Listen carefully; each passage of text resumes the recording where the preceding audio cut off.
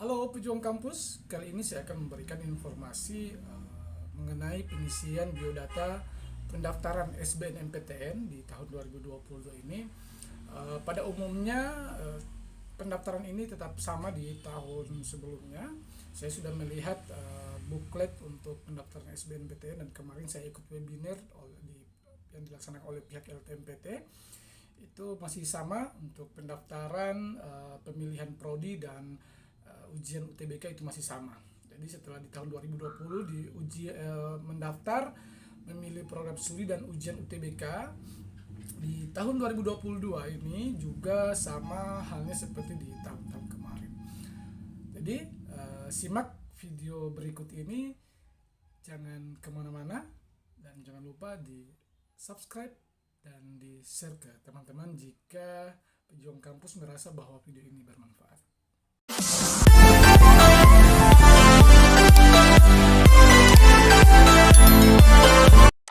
Jadi pejuang kampus ini tutorial pendaftaran.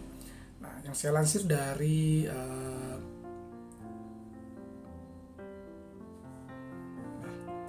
jadi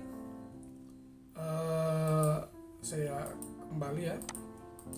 Jadi tutorial ini yang saya lansir dari LTMPT yang sudah dipublikasikan oleh LTMPT di tahun 2021, dan saya mendapat informasi juga di webinar kemarin bahwa pendaftaran LTMPT di tahun 2022 itu masih sama. Jadi melalui ltmpt.ac.id yang menggunakan akun LTMPT untuk masing-masing siswa. Oke, jadi di tahun 2021 itu LTMPT menyarankan seluruh siswa yang mendaftar UTBK SBMPTN itu menggunakan Mozilla. Namun ini disarankan karena kerahasiaan data kalian yang biasanya kalau kita pakai Chrome itu akan tersimpan secara otomatis semua username dan password kita ataupun email dan password. Namun kalau teman-teman pejuang kampus menggunakan laptop atau PC sendiri, tidak di tempat penyediaan pendaftaran, itu tidak jadi masalah. Nah, jadi LTMPT menyarankan menggunakan Mozilla untuk mendaftar. Ini kenapa? Jadi demi keamanan data disarankan untuk melakukan pendaftaran UTBK SBMPTN ini menggunakan fitur Private Windows pada Mozilla atau fitur sejenis pada perabahan yang lain. Jadi di Chrome juga ada ataupun di fitur sejenis. Namun LTMPT menyarankan untuk pejuang kampus mendaftar menggunakan PC atau laptop atau komputer. Kalau yang tidak punya PC atau laptop bisa juga mendaftar menggunakan handphone atau smartphone. Nanti untuk tata cara bagaimana menggunakan handphone saya akan buatkan video part 2-nya, karena di video kali ini baru pengisian biodata untuk SBNMPTN. Nah, jadi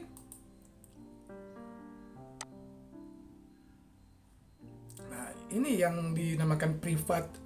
Pastikan bahwa Anda telah menggunakan fitur Private Windows agar username dan password itu tidak akan tersimpan. Nah, masukkan alamat pendaftaran UTBK SBNMPTN yaitu melalui jadi kita ketik http ltmpt.ac.id atau portal ltmpt.ac.id. Setelah ini adik-adik atau pejuang kampus akan diarahkan pada halaman untuk mengisikan email dan password adik-adik. Jadi menggunakan email dan password pada saat pendaftaran akun. Jadi kita semua mendaftar itu menggunakan username atau email dan password akun LTMPT masing-masing. Nah, kemudian kita klik masuk. Setelah kita mengisi email dan password, kita klik masuk, maka akan muncul model seperti ini. Kalau pendaftar SNMPTN, jadi di tanggal 14 Februari nanti untuk siswa eligible itu akan muncul yang namanya menu SNMPTN atau pendaftaran SNMPTN, karena verval data siswa, data sekolah dan siswa ini kan sudah selesai di tanggal 14 itu sudah dipermanenkan data. Nah, jadi kita sudah masuk pada pendaftaran SN atau UTBK SBMPTN, tergantung jalur apa yang akan kalian ikuti. Kalau siswa eligible kan SNMPTN. Namun kali ini saya akan membahas tentang UTBK SBMPTN untuk lulusan 2020 dan gap year atau lulusan 2020 dan 2021. Jadi klik menu untuk melakukan pendaftaran UTBK SBMPTN. Setelah diklik maka akan muncul pengisian seperti ini. Jadi akan muncul pengisian seperti ini. Nah, kalian akan melengkapi biodata, memilih program studi, mengunggah portofolio, memilih pusat UTBK, dan konfirmasi kartu peserta. Nah, namun di video kali ini saya akan membahas melengkapi biodata. Untuk memilih program studi dan seterusnya saya akan bahas di video-video part 2 atau part selanjutnya. Nah, untuk mengunggah portofolio itu mohon maaf. Untuk mengunggah portofolio itu berlaku untuk siswa yang mengambil prodi yang ada portofolio. Jadi yang mewajibkan untuk mengunggah portofolio seperti pendidikan jasmani, olahraga dan kesehatan, kemudian pendidikan seni dan tergantung prodi apakah mengharuskan kalian untuk mengunggah portofolio. Nah, jadi proses pendaftaran UTBK SBMPTN ini terdiri dari 5 tahap. Jadi melengkapi biodata, memilih program studi, mengunggah portofolio, memilih pusat UTBK, dan konfirmasi kartu peserta. Nah, jadi kali ini tahap pertama adalah proses melengkapi biodata. Jadi kalian harus melengkapi biodata. Biasanya biodata yang di awal ini sudah ada di akun LTMPT yang kalian isi kemarin, yang kalian verifikasi kemarin sebelum membuat akun LTMPT. Nah, jika kamu bukan pelamar KIP kuliah, maka di data pribadi ini ada nomor KIP kuliah itu akan ada notifikasi tidak terdaftar. Jika kamu sebagai pendaftar KIP kuliah, maka di nomor KIP kuliah itu akan muncul nomor KIP kuliah kalian. Jadi pastikan sebelum kalian mengisi biodata, kalian sudah melengkapi biodata atau mendaftar KIP kuliah di laman kipkuliahkemdikbud.go.id. Kemudian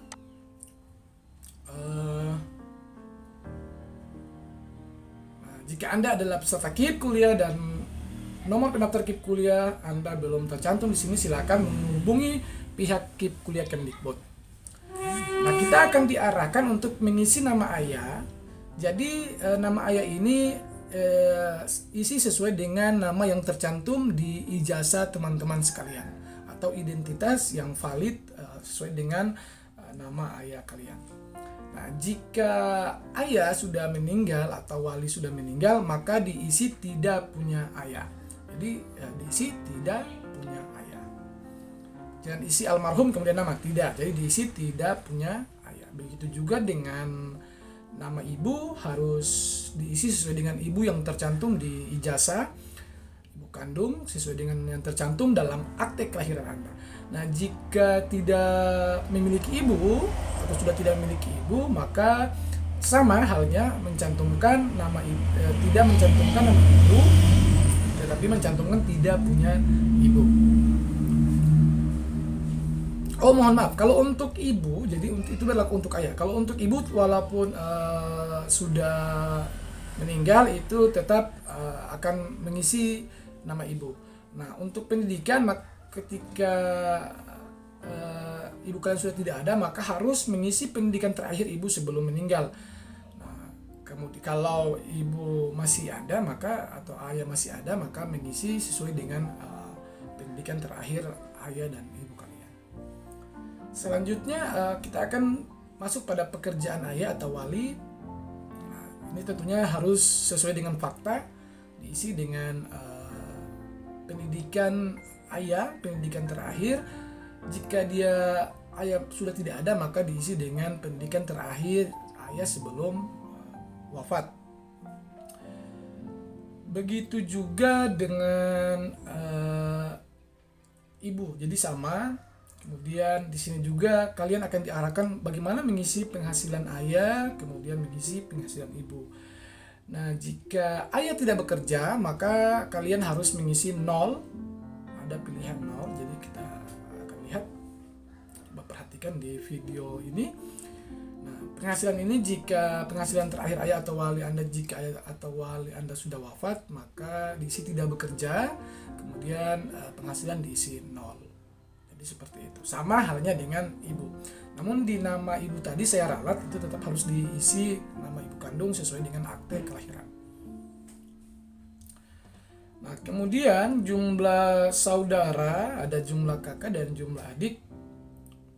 Ini diisi sesuai dengan jumlah saudara termasuk saudara tiri kalian. Atau kakak tiri atau adik tiri. Jika adik kandungmu ada 2 dan adik tirimu ada 1, maka diisi 3. Itu juga dengan jumlah kakak. Nah, selanjutnya kalian akan diarahkan dalam form kebutuhan khusus. Ini apabila yang tunanetra, karena akan diberikan alat bantuan dalam pelaksanaan ujian UTBK.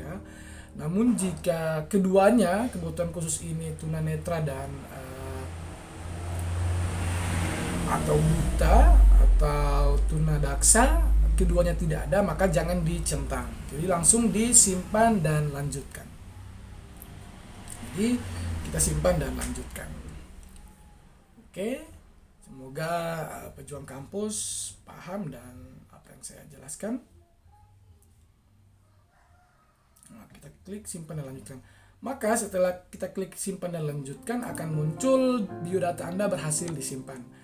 Nah, data sudah disimpan, kita periksa dengan baik karena kita akan simpan permanen data, biodata, dan ketika sudah finalisasi atau simpan permanen, kita tidak bisa lagi merubah atau mengoreksi biodata kita. Jadi diisi secara baik dan benar sesuai dengan identitas dan keadaan yang ada di kalian.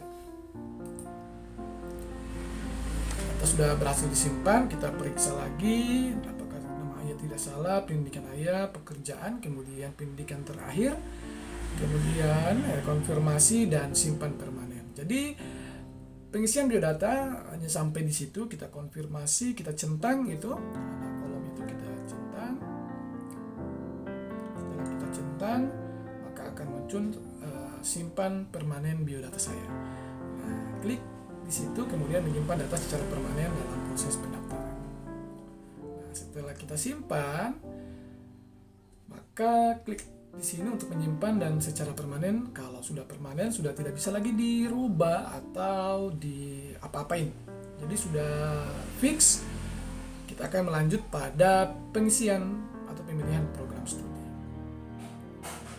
Namun video pemilihan program studi nanti saya akan lanjutkan di part 2. Untuk teman-teman pendaftar SBMPTN yang bukan siswa eligible, tetap semangat. Saya doakan semoga kalian mendapatkan nilai terbaik di UTBK nanti dan lulus SBMPTN. Oke, kita lanjut memilih program studi. Nah, ini tahap 1 karena ada 5 tahap. Nanti tunggu di video-video selanjutnya. Oke, terima kasih.